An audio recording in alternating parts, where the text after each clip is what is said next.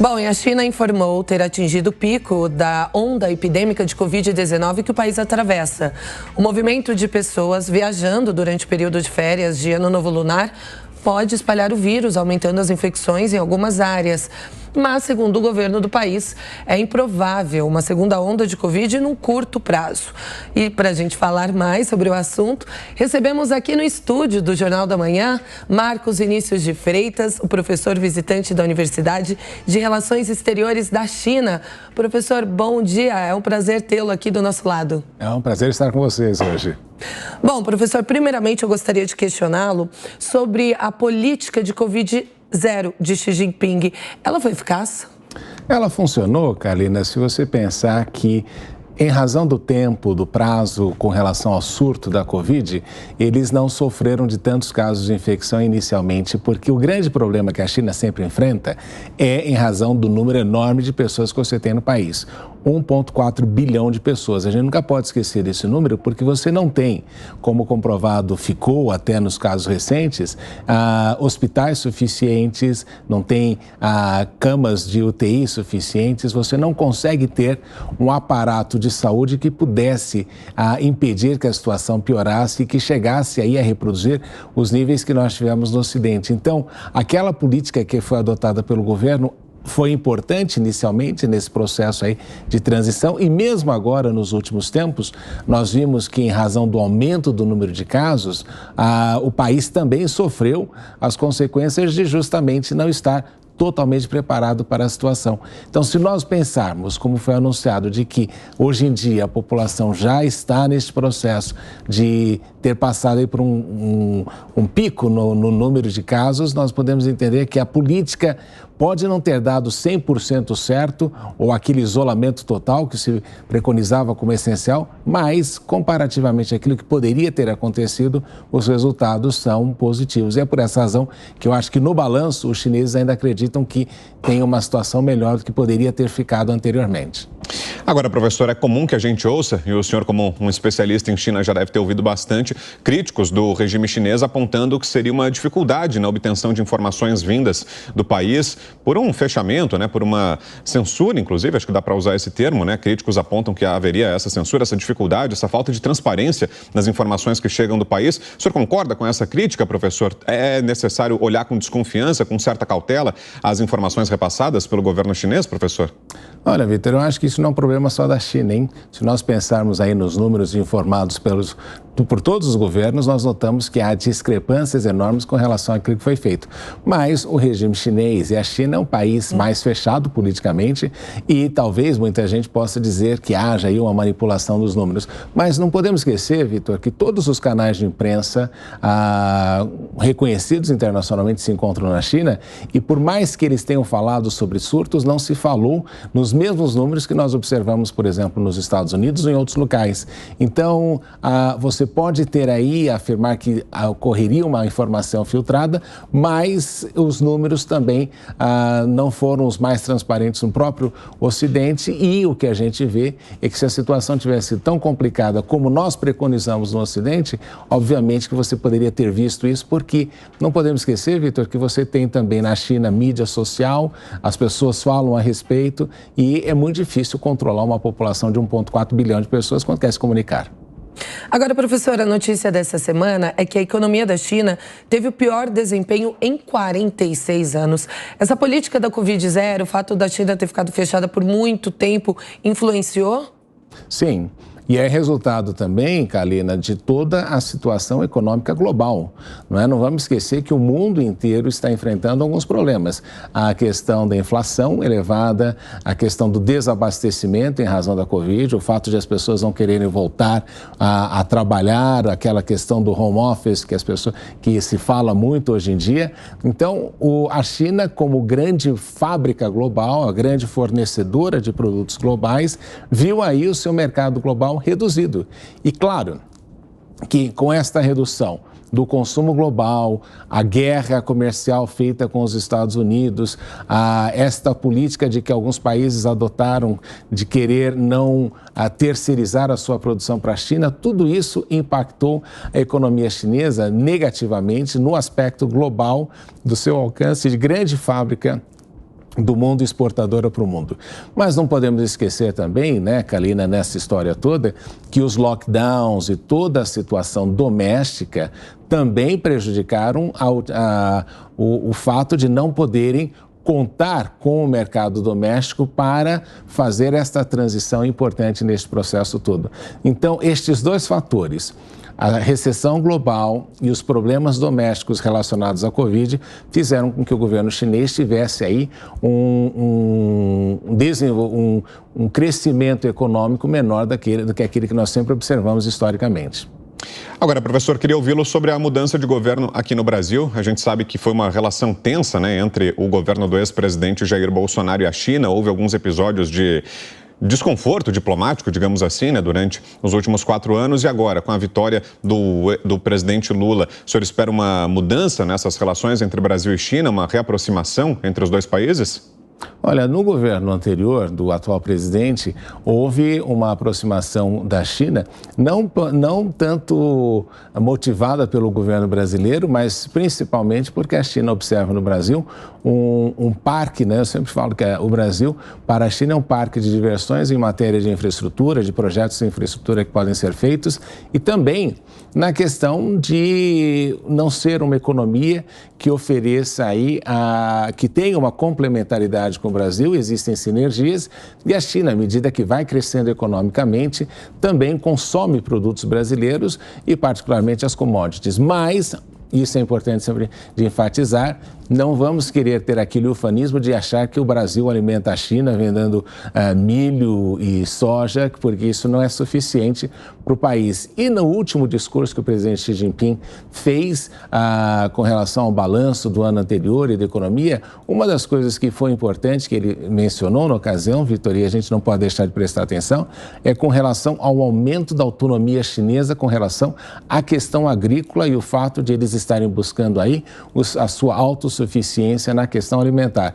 É uma coisa importante que a gente precisa pensar e enfatizar. No último governo havia uma questão ideológica por achar que pelo você ter ali na China o Partido Comunista da China liderando o processo político da China, que isso seria um impeditivo ideológico para o relacionamento com o país. Mas não podemos esquecer de duas coisas. Uma, a China é o maior importador de produtos brasileiros e, em segundo lugar, um dos maiores investidores do Brasil. A China investe mais no Brasil, se eu não me engano, do que ela tem investido na África, nos países africanos nos últimos anos, e esses investimentos não têm sido somente commodities, hein?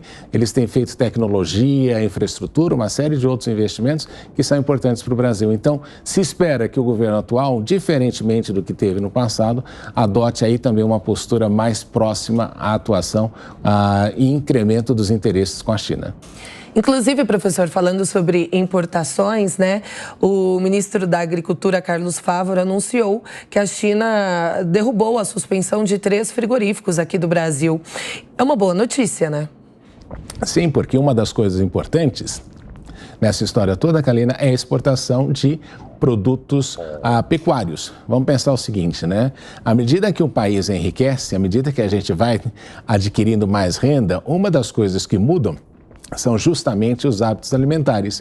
E uma característica principal da mudança de hábitos alimentares, à medida que você vai enriquecendo, é o maior consumo de proteína que vem de animais. Então, a China é um grande comprador e vai se transformar aí à medida que a sua economia cresce e chega àquele patamar de 20, 25 mil dólares de renda per capita em 2049, quando a República Popular da China completar 100 anos. Se isso acontece, isso é disruptivo e é importante porque o Brasil é um grande fornecedor de produtos pecuários e por essa razão a gente tem aí a possibilidade de aumentar ainda mais essa parceria.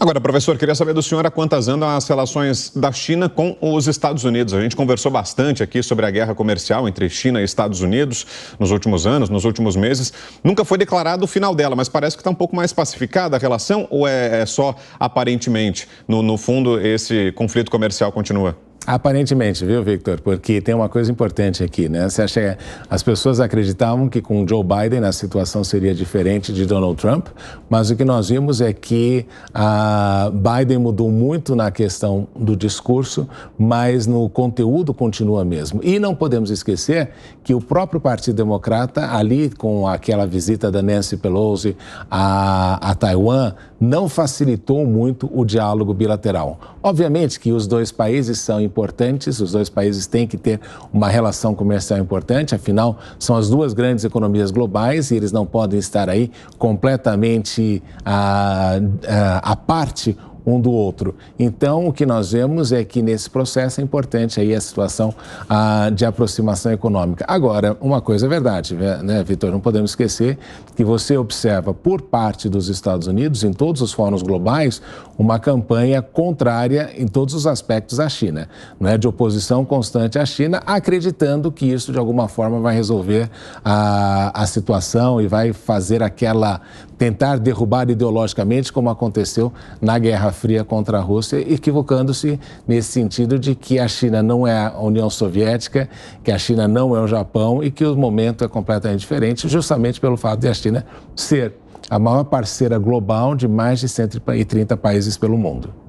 Falando em guerra, professor, esse afastamento até dos Estados Unidos, da China e Estados Unidos, também não se deve muito ao fato da China apoiar a Rússia na invasão contra a Ucrânia? Aliás, como que está esse apoio atualmente? A China adotou uma postura, viu, Kalina, de um apoio velado à Rússia, no sentido de entender que aquele conflito não é um conflito que deveria... é um conflito europeu, não é? E é um conflito causado por uma atuação dos Estados Unidos, e esse é o argumento chinês, com relação à expansão da OTAN, numa área que, em princípio, havia sido negociada, que permaneceria fora da OTAN. Então, a possível adesão da Ucrânia à OTAN, quando nós voltamos lá no final da Guerra Fria, foi uma das coisas que Gorbachev havia afirmado que havia sido assegurado pelo Ocidente. Então, os chineses adotaram aí uma postura de apoio velado, mas não assim totalmente escancarado na questão da Rússia, porque justamente os russos vêm sofrendo sanções. Eu sempre digo, desde 1917, em todo o processo histórico russo, sempre houve a questão de sanções. Mas, de fato, houve aquela ideia de que a China apoiaria integralmente o caso ali da Rússia, e não, justamente pelo fato de que a China entendeu que aquilo é um problema que existe entre Rússia e Estados Unidos, que isso não deveria se alastrar globalmente e que deveria ser estancado e resolvido o mais rápido possível. O problema, né, Kalina, é que esta guerra afeta o mercado europeu, que é um dos grandes consumidores de produtos chineses. Nós não podemos esquecer disso. E quando você tem que gastar o dinheiro pagando por energia, este dinheiro que você está gastando agora com energia, necessariamente ia ser gasto com outros produtos, e sendo a China a fábrica global, certamente seriam produtos chineses. Então, a China tem sido afetada por essa guerra e é por essa razão que tem adotado uma postura aí de querer que isso seja resolvido o mais rápido possível.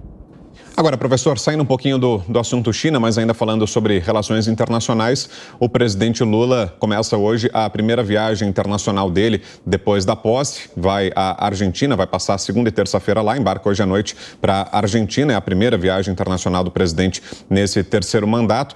Queria uma avaliação do senhor sobre esse início de governo em relação à política externa, esses primeiros passos do novo governo no campo da política externa. Além disso, tivemos essa semana também uma outra informação de destaque: o governo deu os primeiros passos, já chegou a enviar uma missão à Venezuela para a reabertura da embaixada brasileira em Caracas, numa sinalização de retomada das relações com o país vizinho. Queria uma avaliação do senhor, então, sobre esses primeiros movimentos, professor, e esses dois acenos, a Argentina e Venezuela, especialmente. 2 erros em uma semana, viu, Vitor? Só para você ter claro isso. Em primeiro lugar, eu acho que quando você tem uma parceria comercial grande com a China, você deveria premiar os seus principais parceiros econômicos nesse sentido. Então, sempre falei isso, o primeiro parceiro comercial que o Brasil deveria visitar sempre neste momento atual, em razão daquilo que nós observamos no passado e no presente, é uma aproximação comercial com a China e até mesmo a criação de uma área de livre comércio entre Brasil e China, porque nós temos ali uma possibilidade muito substancial de crescimento, coisa que nenhum parceiro, Estados Unidos, Mercosul ou União Europeia oferecerão nesse sentido. Então, há erro nesse sentido de não ver e entender justamente o momento comercial do mundo e a mudança, as ondas de mudança que a gente vem enfrentando globalmente. Em segundo lugar, porque a Argentina, nós temos um relacionamento histórico e nós temos também com a Argentina a questão do Mercosul. Para mim, o Mercosul cumpriu o seu papel no passado, mas nós deveríamos dar um passo atrás no Mercosul e transformá-lo não no mercado comum, que nos impede de negociar com outros parceiros. E é só observar que o próprio Uruguai, que é um país minúsculo, né, comparativamente, não negativamente quando a gente usa o termo minúsculo, mas economicamente de menor relevância, e o próprio Uruguai está buscando aí uma parceria comercial maior com a China e querendo se desvincular do Mercosul nesse sentido. Então, o Mercosul como estrutura, como mercado comum, não deu certo e eu acho que o ideal seria que nós dessemos um passo atrás nesse sentido e talvez isso deveria ser um motivo de negociação com a Argentina. Mas a Argentina não é prioridade comercial do Brasil neste momento. Em segundo lugar, na questão da Venezuela, Vitor, eu sempre gosto de relembrar que uma das razões pelas quais o Brasil se tornou um grande parceiro comercial da Venezuela no primeiro governo do presidente Lula não foi por iniciativa do Brasil. Isso é uma coisa importante. Eu morava na Venezuela na ocasião e sempre observava muito claramente isso. O problema é que você tinha uma briga entre o presidente da Venezuela, o Chávez, e o presidente da Colômbia, Uribe. E chegou uma hora em que o Chávez simplesmente decretou que não iria comprar mais nada da Colômbia e aí, a partir daí, o Brasil se tornou um parceiro comercial importante da Venezuela. Só que nós vimos que deu no que deu, não é? Há empréstimos que nós nunca recebemos, nós nunca receberemos e uma situação até difícil de explicar para o venezuelano por que o Brasil, um país democrático, um país que tem aí um histórico nesse sentido de democracia, estava justamente apoiando um governo que tem sido responsável por um processo de miserabilidade de toda a Venezuela. Então, parece-me a impressão que eu tenho de justamente é uma tentativa aí de perpetuar-se numa situação equivocada nesses dois aspectos. Então, erro nas duas coisas. Na questão de política externa, eles precisam pensar melhor o que precisam fazer. Professor, e para a gente finalizar, hoje, dia 22 de janeiro, é comemorado o Ano Novo Chinês. Por que eles comemoram o Ano Novo em data diferente? E este ano é o Ano do Coelho, né? O que significa? Olha só, um ano de paz, prosperidade, não é? E se espera aí que seja melhor do que o ano passado e os chineses estão confiantes aí na questão do coelho. Mas é por causa das fases da Lua, né? Se comemora, tanto é que ele é considerado o Ano Novo Lunar, né? Porque você comemora isso na segunda Lua Nova depois do solstício de inverno. Vou explicar isso, o que significa. O dia 25 de dezembro é o dia mais curto do ano no hemisfério norte. E é também quando você nota e você começa a observar que seria o princípio do início da primavera ou o término do inverno. Então, duas luas novas, ou seja, justamente nesta semana agora, você começa o processo de fazer com que haja aí mais luzes, de que os dias mais escuros estão terminando e você começa um novo processo de colheitas, um novo processo de alegria. E é justamente por essa razão que você vê que duas coisas são muito importantes. Luzes, né? Os chineses usam muito a questão de lanternas neste momento e também muito vermelho, que é uma cor que significa a vida, a prosperidade.